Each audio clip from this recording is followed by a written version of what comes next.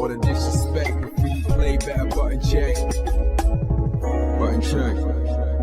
What is up, Butt Check family? Welcome back to yet again a beautiful day, a beautiful HT of checking in buttons. As always, you know the drill, man. Chapters down below, sub button right there. Thank you so much, honestly, for taking the time to always liking the video, subscribing, all that good stuff. We got some hot buttons, and like I said, it is HT, but we got 2 videos today. So on the second video, we're gonna celebrate HT. For now, we're gonna check these buttons. Without further ado, let's go. All right, first up for that Smash Bro World Champion getting his whole Twitter and YouTube accounts deleted, buttons that need to be checked. This is a wild ass one. It just popped off, I think like yesterday by the time you guys are seeing this. So Jason Zimmerman, AKA Mewtwo King, information on the screen right now, link down below. Apparently, obviously has a big following. You can see right here for the profile, multiple time Smash Bros World Champion, Forbes 30 under 30, #1 coach on Metafy. #1 coach, keep that in mind because it's about to come up later. So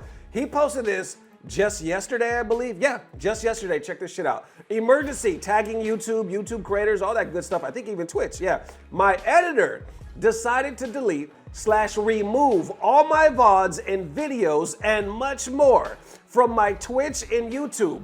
I need to get everything back immediately. Please help right away if possible. Please DM me too. Damn, this has almost 5,000 likes. Check this out underneath. If anybody can retweet this or whatever possible to help, that'd be greatly appreciated. This is going to hurt me financially a lot in terms of tremendous amount of lost content, and I need to hopefully recover. Going back down, he said, if I end up being completely screwed, you can support me here, I guess. And then there's a Google Doc right there. Underneath that, I am most likely going to be screwed. We'll update ASAP, so please, or so I feel I have to rely on this shit. Then once again, update. Twitch is fixed, all right, but YouTube is not. Their DM did not help me at all either. I still have 500 videos/VODs gone of 14 years and thousands of hours of work.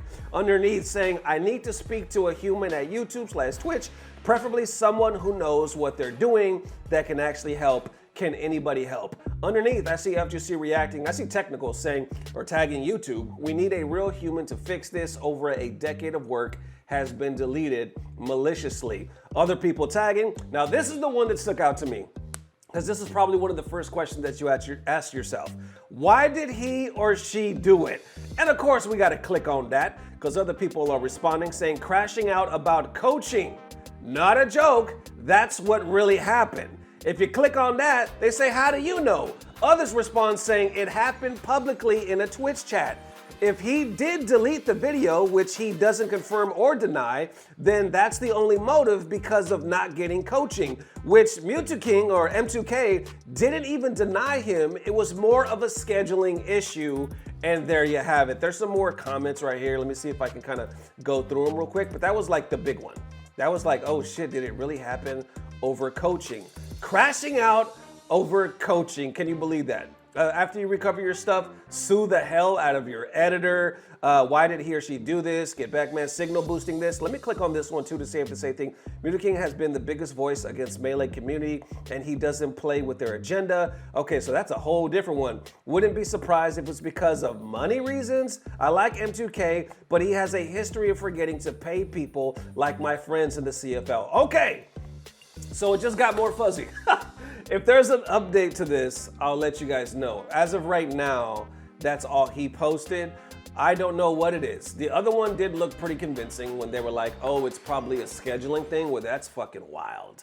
If somebody deletes your VODs, your history, everything, not only from YouTube but from Twitch, over a scheduling issue from coaching them. They didn't get the coaching that they wanted to. Remember I said he was the #1 coach. They didn't get the coaching that they felt they deserved, so they just went and started erasing all their fucking work. But others, like you said, I wouldn't be surprised if it was money issues, but then again, that could just be a rumor. All in all, right now, unfortunately, we just really don't know. But what I do know is fuck that. So let me tell you, when I first read this, the reason why I wanted to talk about this is because this was always one of my biggest concerns. Always as a content creator, because I've had chances to give people control over my YouTube. You know what I'm saying? I've had chances to be like, oh, you could be my editor, here's my password. You know, because if you're my editor, I should be able to trust you. And once you edit, you could actually upload and all this stuff. You have control of it too, so that should be what's up, right? But I never did it. I never did it because that never felt right to me, and I never had that much trust in anybody. Anybody that I really, really trusted, that I knew firsthand, doesn't know how to do that shit. So I would have to hire somebody basically that I don't really know / trust. And I'll be damned if I'm gonna give anybody passwords and access, because I always thought about that. What if they just willy-nilly hack my shit? They start uploading porn or all this other bullshit. Lord forbid, start deleting everything. That's just too much power. Because you don't know mental state. They might be your best friend one day, then the next day all of a sudden, delete, delete, delete, delete, delete. Hell no. I've even had companies like sponsors. They were like, hey, we want to work with you. They do this thing where they offer like paid services, meaning YouTube, if you guys don't know, they pay you once a month. That's it. You only get paid once a month, and it's up to you to make that money stretch. So this agency is like, if you hook up with us, you can withdraw anytime. You can withdraw that money anytime from your YouTube account throughout the month, and then come on the 21st, usually when you get that money, we're just gonna take it back. But the only way they can do that is if you give them access to your account, meaning they log in and they kind of control that. And I said, hell to the no. That does sound good. I can get paid more than once, but hell to the no will I ever give anybody else control. That's just deep and it's scary. And this is the reason why. This right here is the reason why. I mean, if somebody does, it's not like he was just hacked. Like somebody in cyberspace and all this other stuff, you know, like you see all the time, like people kind of, you know, send you a link, you click on it, all of a sudden they own all your shit and they change it to like a Bitcoin or some shit like that. No, this is a person you know.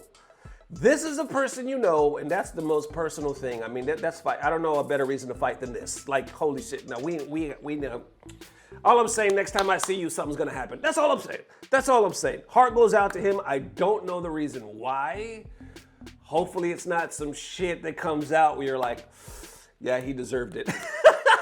You know what I'm saying? Nothing like that. I can't really think of too many reasons why you would deserve that. But what I'm saying is, hopefully he just gets the channel back, you know? And if they feel either side to air out the reason why, that's on them. But either way, this is wild shit. How y'all feel it? Let me know. All right, now into the next set of I love how fighting games charge $60, but by the end of the life cycle, you still have to pay an additional $100 for the DLCs, and we just lie down and take it. Buttons that need to be checked. This was a very interesting debate that just happened yesterday. We're gonna unpack it because I know we've been feeling this way for quite some time. All right, put it on the screen right here saying, I love how fighting games are like, here is a $60 game, and from here on, you get to also have to pay for every single DLC character, which will amount to $100+ by the end of its life cycle, not including cosmetics, and we just like accept it. That one has over 3,000 likes. I see PL underneath saying Fatal Fury is $60.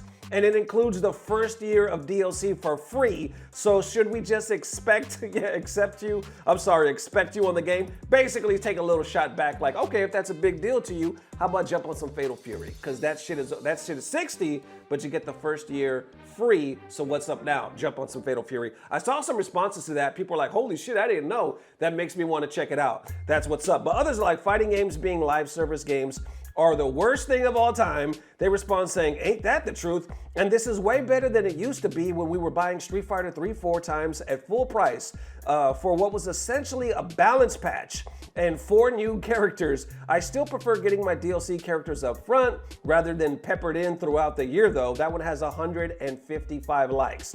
And not Rivals of Ether 2, and it's been this way since Street Fighter 2. Oh cool, 4 new characters, $50. Insane, but franchise fanboys will buy anything. Remember when all characters released day one. And that's the gaming community in general for the last 10 to 15 years. And continuing on right here, others say, yeah, it's so much worse than when you had to buy multiple updated editions of a game at full price to get 4 new characters and then new mechanics. Like the current model is not perfect, but it's significantly better in the past, in my opinion. And they show the games right here, 2008 to 2017. And we used to have to buy a new version for balance patches, LOL. Fighting games are weird, or a weird breed, because they've been pulling this shit on us for a while, LOL. Like, look at how many versions of Street Fighter 2 you had to buy at full price before you had all the featured and a full, or all the features and a full roster. But yeah, the whole model is kind of shit. Then somebody else says, y'all just accepted it, I forgot about it, and then picked up a bundle years later. Now, this is the one I want to wrap it up on right here, because you got all that. Pretty much everybody agreeing. But then you got somebody on the other side of the fence saying, nah, I actually rock with this. Check this out right here. Maybe this is a hot take, but this is the ideal format for me. I love fighting game monetization compared to just about every game in the space. Paying for characters and costumes feels fair to me, but I do think stages are a pass for me usually. How y'all feeling about that? I see others responding as well, adding, I'm in the middle because I do think that it's good for longevity, but I'm also not gonna lie, huge reason I fell off from fighting games is not having the money to play the new characters, and those characters usually begin or being better than the base game cast. And I don't mind paying full price for a game with monetization in it, but I will never be happy to have to pay money for characters, especially in a fighting game. If a DLC character is top tier meta, that's unarguably paying for an advantage. Then these last two right here saying, I don't think you should have to pay per character. It definitely works best when it's like the Fighter's Pass in Smash Bros. Ultimate. And I know some people don't consider it a fighting game, but For Honor has free characters if you want to grind for them. It also has more character customizations than every other fighting game combined. And there you have it. All right, so how you guys feeling about this age-old, timeless debate right here? I hate how we pay 60 bucks and we just roll over and take it when they still charge us out the yin yang. We got DLC after DLC, that's at least 100 plus bucks by the time it's all said and done. Others are like, I feel like it's an unfair advantage. That's why I stopped playing video games, because you get the new guys, and sometimes the new guys are better than the base cast, and now you're paying to have an advantage. But you got that opposite side saying, nah, I like this. I feel like it's fair. What I don't feel fair is stages. Stages are usually a miss for me. There you have it. Now, for me, I think I agree with that last one. Stages are a miss for me. I don't know if I've ever paid for a stage. I'm not gonna lie, I paid for some. But it takes a lot, because really, I don't really care for a damn stage. I know some of them are like, oh shit, this one's dope. We did that back in the day, man, what was it, back 2000, I don't know. I want to say, if it wasn't for 5, it was definitely for 4. But either way, what I'm trying to say is I've been one. I wouldn't necessarily call myself doing it to be a fanboy, but I did it because I always felt like if I did it, I was gonna get left behind. And that's the shitty thing. Because you always feel that way. Like if I don't keep up, I'm gonna be left behind. I'm not gonna know what's really going on. I might not be competitive. Hell, I might just feel left out completely. How can I consider myself a Street Fighter player or FGC or whatever if I don't fucking have everything that they're offering? I may never order a hat, a fucking t-shirt, or a calendar, you know, any extra shit, a statue, you know, any extra cool shit that they might sell. I might not order that myself, but anything in the game, I just always had that weird feeling like I have to have it. And I don't even know if it's really a weird feeling. It's just one of these things, like it's not complete. My game experience is not complete if I don't have every character in it. And I actually still feel that way. But I can understand where some people are coming, like that kind of got me out of it because I just don't have it financially. And I've been there too. We're like, shit, I can't even afford this new drip that I want for my character, or maybe even the new DLCs, and that fucking sucks. I just gotta wait. But that also does have a tendency to knock you off and make you not enjoy the game as much because you kind of feel stagnant. So all in all, how you feeling? The monetization in fighting games, is it perfect the way it is compared to others, or now are they milking us and ripping us off at the end of the day? How you feeling? Let me know. And there it is, Butt Check family. Definitely let me know how you are feeling. Appreciate the mad love. Like I said, we got 2 videos today. This is the first one. Hope you guys enjoyed it. And I will catch you with that second one sometime tonight around 10 o'clock-ish in a perfect world. So either way, thank you guys for rocking with me. I'll see you soon. As always, I don't know what it is, but I know it's about to get better. Love y'all, fella. Peace.